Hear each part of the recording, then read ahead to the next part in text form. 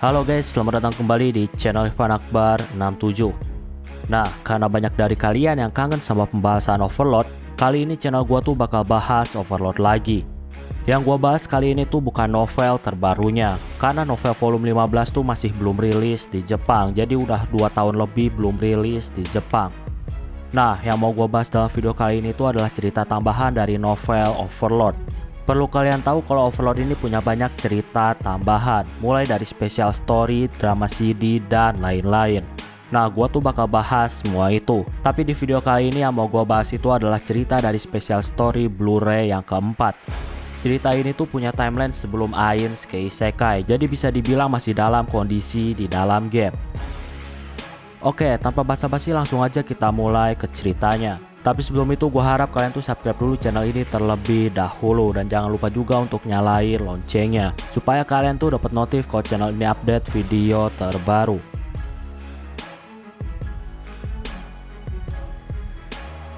Oke, cerita dimulai dari kegiatan sehari-hari Suzuki Satoru.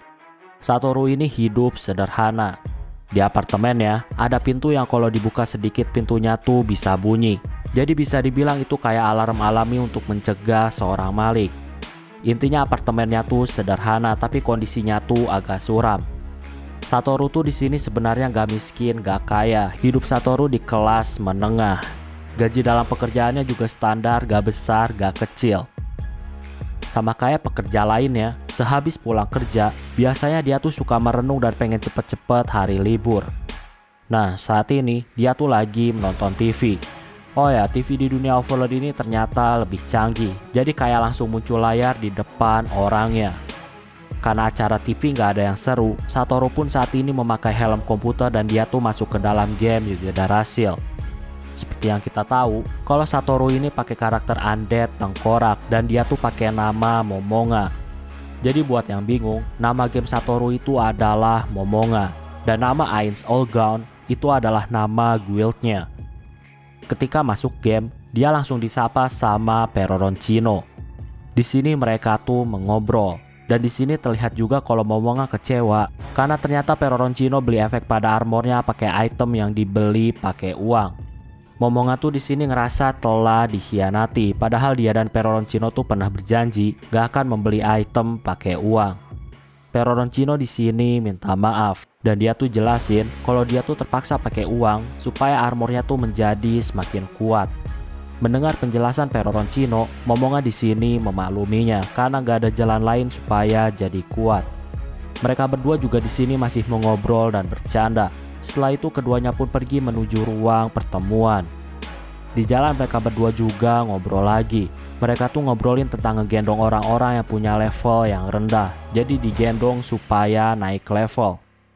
Momonga juga di sini ketika membantu orang lain leveling, dia tuh berharap dapat banyak uang. Tentunya tujuannya supaya dia tuh bisa memperkuat karakternya saat ini. Mereka juga di sini ngobrolin banyak tentang game. Game Yugeda Rasil ini adalah game yang besar. Jadi banyak website-website yang isinya tuh membahas Yugeda Rasil. Tentunya gak semua website tuh ngasih info yang benar. Banyak juga website palsu yang menyesatkan. Intinya, kalau mau jago di dalam game Yugeda Rasil, player tuh harus nyari tahu sendiri dan menjelajahi game dengan benar. Kalau ngelakuin itu mereka tuh gak bakal bisa ditipu. Singkatnya saat ini mereka tuh masuk ruang pertemuan dan di sana tuh udah ada sekitar total 18 player. Di sini Peroroncino dan Momonga, mereka tuh masih ngobrol secara pribadi. Mereka berencana kalau misalkan gak ada kegiatan klan, mereka mau melakukan kegiatan lain seperti farming. Tentunya mereka juga diskusi tentang komposisi party supaya memudahkan mereka tuh dalam leveling. Jadi harus ada tanknya, wizardnya, dan lain-lain. Gak lama, Tatsumi yang saat ini adalah pemimpin klan, dia juga ikut bergabung dalam obrolan Peroroncino dan Momonga. Peroroncino dan Momonga, di sini tentunya mereka tuh langsung nanya tentang kegiatan klan kali ini.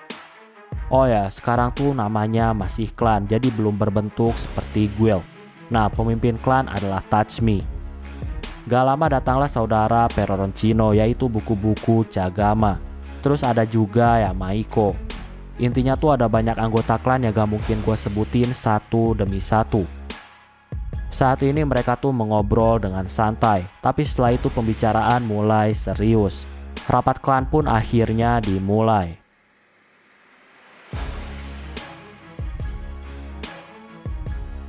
Untuk awal, di sini Tatsumi tuh nanya tentang informasi-informasi apa aja yang udah didapat sama anggota klan. Di sini, Nishiki Enrai ngasih tahu penemuannya tentang dungeon yang belum dijelajahi. Nishiki di sini jelasin tentang dungeon yang baru aja dia temukan. Mendengar penjelasan Nishiki, Kunitomoe di sini tuh penasaran kenapa Nishiki tuh bisa menemukan dungeon itu. Harusnya dungeon itu sulit ditemukan. Nishiki di sini jelasin dengan detail kenapa dia tuh bisa menemukan dungeon dekat rawa yang berbahaya. Semua anggota klan di sini tuh masih terus diskusi. Nishiki juga di sini ngasih tahu kalau dungeon itu berada di penjara bawah tanah. Nishiki juga jelasin nama dungeon tersebut. Namanya tuh adalah Makam Nazarik.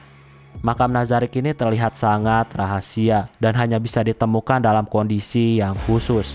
Kondisi khususnya ini masih belum diketahui. Tapi intinya Nishiki tuh berhasil menemukan Nazarik. Cuma dia tuh masih belum tahu kondisi apa yang bisa membuatnya tuh menemukan Nazarik. Para anggota klan saat ini masih terus diskusi dan mereka berpikir untuk menjelajahi makam Nazarik. Kalau mereka bisa menaklukkan makam Nazarik, kemungkinan tuh bakal ada hadiah yang besar dan tentunya keuntungannya juga bakal sangat luar biasa. Mereka tuh harus segera menaklukkan Nazarik sebelum ada orang lain yang tahu dan menaklukkan Nazarik sebelum mereka. Mayoritas anggota klan di sini setuju untuk segera melakukan penjelajahan terhadap Great Tomb of Nazarik. Para anggota klan saat ini juga bersemangat untuk menaklukkan Nazarik. Ketika lagi senang-senangnya, tiba-tiba Tatsumi di sini bilang kalau dia tuh bakal membubarkan klannya. Seketika semua orang yang tadinya senang, mereka semua tuh tiba-tiba terdiam ketika Tatsumi mau bubarin klan. Momonga bahkan di sini tuh sampai mau nangis karena Tatsumi tuh mau bubarin klan. Di sini mulai terjadi sedikit keributan. Semua orang tuh terlihat emosi. Di masa lalu, ketika awal klan berdiri, ada perselisihan besar yang menyebabkan seorang anggota tuh pergi dari klan. Perselisihan itu sangat membekas di hati anggota klan. Dan sekarang Tatsumi tuh mutusin mau bubarin klannya. Dan hal itu membuka luka lama. Kalau pada akhirnya klan dibubarin, harusnya klan tuh nggak usah dibentuk dari awal. Momonga di sini menghentikan keributan. Momonga tuh mau minta penjelasan dari Tatsumi, kenapa tiba-tiba mau bubarin klan. Tatsumi di sini bilang, saat ini jumlah anggota klan mereka tuh menjadi semakin banyak. Dan dengan jumlah yang banyak, bagi Tatsumi sebuah klan gak cocok lagi buat mereka. Tatsumi bilang sebaiknya klan tuh dijadiin sebuah guild. Semua orang di sini mengerti, dengan menjadi guild, maka akan ada banyak keuntungan dibandingkan menjadi klan.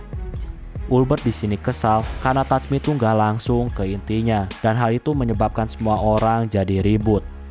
Singkatnya, semua orang di sini tuh sepakat untuk mengubah klan menjadi sebuah guild. Oh ya, nama klan saat ini adalah Nine on Gold, dan anggotanya tuh saat ini tuh menjadi semakin banyak, makanya lebih baik tuh diubah jadi guild. Di sini juga, ternyata Tatsumi mengundurkan diri sebagai ketua. Tatsumi ini emanglah pemimpin klan, tapi ketika jadi guild, Tatsumi nggak mau jadi pemimpinnya.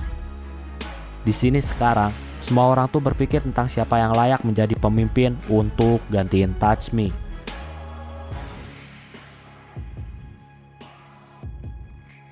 Semua orang di sini masih diskusi tentang siapa yang bakal menggantikan Tatsumi sebagai pemimpin. Tatsumi di sini bilang kalau dia tuh merekomendasikan Momonga untuk menjadi pemimpin guild. Momonga di sini tuh terkejut mendengar hal itu. Orang-orang juga di sini tuh terlihat setuju jika mereka tuh dipimpin sama Momonga. Momonga tentunya di sini tuh berusaha menolak supaya nggak menjadi pemimpin, tapi dia tuh nggak bisa karena nggak ada yang mau untuk menjadi ketua guild. Dan anggota guild juga menganggap kalau cuma Momonga lah yang saat ini tuh paling layak untuk memimpin sebuah guild. Melihat semua orang sepakat, Momonga di sini tuh mau nggak mau harus menerima kepercayaan orang-orang. Singkatnya, Momonga mengambil peran sebagai ketua guild. Di sini juga terjadi pergantian sebuah nama, dan nama yang disepakati adalah Ainz Olgaun. Jadi, klan Nine on Gold saat ini tuh udah dibubarkan, dan sekarang terbentuklah guild Ainz Olgaun yang tentunya dipimpin sama Momonga. Sebagai kegiatan pertama guild, Momonga di sini menyarankan untuk menaklukkan Nazarick. Anggota guild di sini nanyain tentang strategi yang akan mereka lakuin dalam menaklukkan Nazarick. Momonga di sini ngasih tahu keinginannya kepada semua orang. Intinya Momonga tuh mau penaklukan Nazarick tuh dilakukan sekaligus, jadi nggak usah dicicil. Tentunya keinginan Momonga ini adalah keinginan yang gila. Menaklukkan dungeon yang gak dikenal dan mau langsung ditaklukin total. Hal itu adalah hal gila yang tentunya membutuhkan strategi dan persiapan yang matang. Beberapa anggota klan di sini tentunya ragu dengan keinginannya Momonga. Momonga tuh mau naklukin dungeon sekaligus karena dia tuh mau menciptakan kenangan indah di awal guild berdiri. Tentunya resikonya juga sangat besar karena bisa aja mereka tuh gagal dalam misi guild yang pertama. Momonga berpikir yang terbaik memang harus menyatukan guild. Tujuannya supaya menjadi semakin kompak. Makanya dia tuh mau menaklukkan dungeon secara langsung dan penuh. Tujuannya supaya anggota guild tuh menjadi semakin kompak. Momonga di sini menyadari orang-orang di guild pasti mau menghindari kerugian seperti kehilangan XP maupun item-item. Makanya mereka tuh ragu untuk menaklukkan dungeon secara penuh sekaligus. Jadi yang paling baik tuh adalah mencicil dungeonnya. Ketika orang-orang ragu, di sini Takemi Kazuchi, dia tuh mau ikut sama keinginannya Momonga. Baginya, keinginan Momonga tuh sangat menarik dan menantang. Singkatnya semua orang juga akhirnya setuju. Para anggota guild adalah sekumpulan player yang gila dan bodoh. Makanya mereka tuh mau melakukan tantangan yang sangat gila. Semua orang di sini mulai bersemangat dan berteriak. Total ada 27 orang yang bakal menaklukkan Nazarick.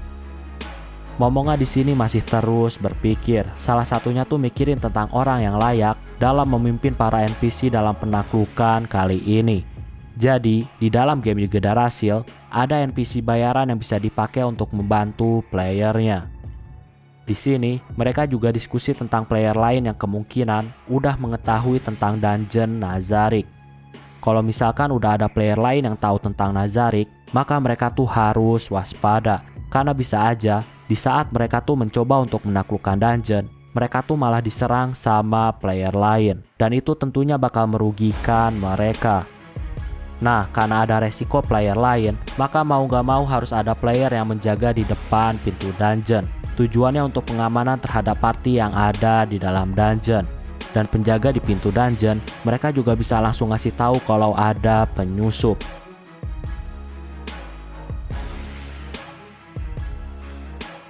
Momonga di sini masih terus berpikir tentang langkah yang terbaik. Punitomoe juga di sini, dia tuh ngajarin Momonga tentang teknik yang dipakai sama player killer. Jadi buat yang belum tahu, player killer tuh adalah sebutan di dalam game untuk player yang suka membunuh player lain.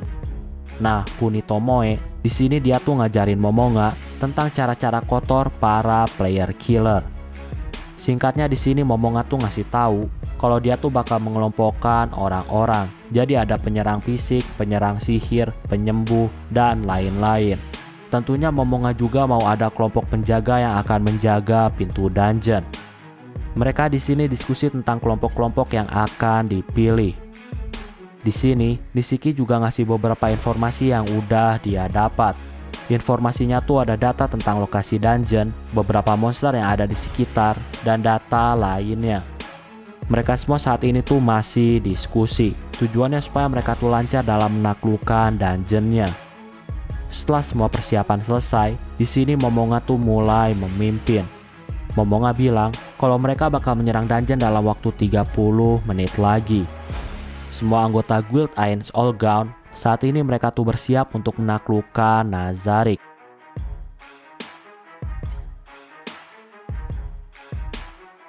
Nah, itulah untuk pembahasan cerita dari special story Blu-ray yang keempat. Ceritanya tuh emang pendek karena yang gue bahas ini bukan novel, melainkan cerita tambahan, atau lebih tepatnya sekarang tuh adalah special story-nya. Makanya ceritanya tuh sekarang tuh sangat pendek, dan untuk kelanjutannya tuh ada di special story yang lainnya. Dan seperti yang kalian tahu juga, kalau gua tuh di sini cuma merangkum cerita. Untuk lebih detailnya kalian tuh bisa baca sendiri ceritanya. Oke, kayaknya cukup untuk video pembahasan kali ini. Terima kasih karena udah nonton video ini sampai habis. Jangan lupa untuk subscribe, like, dan yang paling penting adalah jangan lupa untuk share video ini ke teman-teman kalian. Sampai bertemu kembali di video-video selanjutnya. Terima kasih.